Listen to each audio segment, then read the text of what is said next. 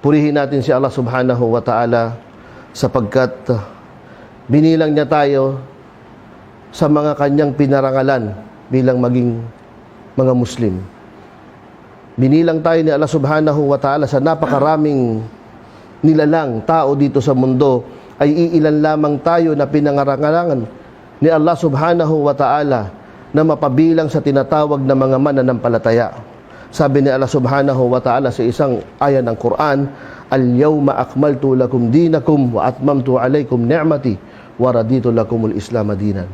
Sabi ni Allah subhanahu wa ta'ala, sa araw na ito ay naging perfect ang relihiyong Islam.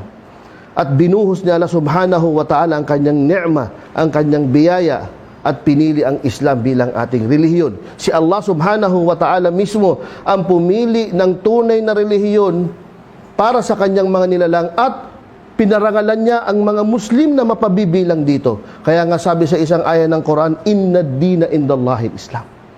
Inna ad-dina indallahil Islam. Tunay na sa mata ni Allah subhanahu wa ta'ala, iisa lang ang tunay na relihiyon. Alin? Ang Islam. Walang ibang tatanggaping relihiyon si Allah subhanahu wa ta'ala maliban sa relihiyong Islam. Sapagkat ang relihiyong Islam ay ang way of life o relihiyon ng mga anbiya, ng mga naunang propeta. Ito ang relihiyon ni Adan, ito ang relihiyon ni Abraham, ni Musa, ni Moises, at ni Isa alayhi salam. Sumakan na nawa ang kapayapaan ni Allah subhanahu wa ta'ala, at ang huling propetang pinadala ni Allah subhanahu wa ta'ala ay si Propeta Muhammad sallallahu alaihi wasallam. Ito ang paniniwala ng mga propeta. Lahat ng propetang pinadala ni Allah subhanahu wa ta'ala ang kanilang relihiyon, Islam, sapagkat ang ibig sabihin ng Islam ay pagsukot, pagtalima sa kagustuhan ng nag-iisang Diyos. Al-istislamu lillahi bitawhid.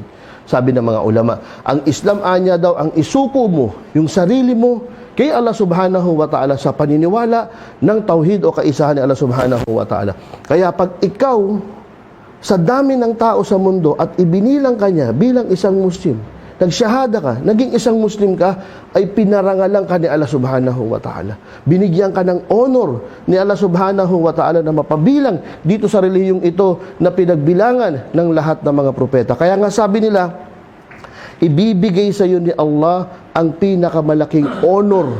The greatest honor Allah subhanahu wa ta'ala will give you, but of course this honor comes with responsibility. No? Kailangan Muslim ka na, you're Muslim, you are being selected as one of the believers of Allah subhanahu wa ta'ala, and then you must take the responsibility of being a mu'min.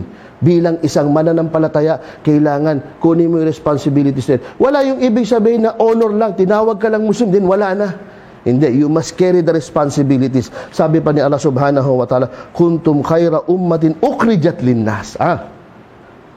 Kuntum khairu ummatin ukhrijat linnas. Ibig sabihin, bukod sa pinili na kayo bilang mga Muslim, you are honored to become Muslim, and yet tinawag pa kayong kuntum khairu ummatin ukhrijat linnas. Pinakamainam na tao na lumabas dito sa lahat ng sangkatauhan. In the time of Prophet Adam alayhi salam hanggang sa panahon natin ngayon, ang mga tao na to ang tinawag ni Allah na greatest nation.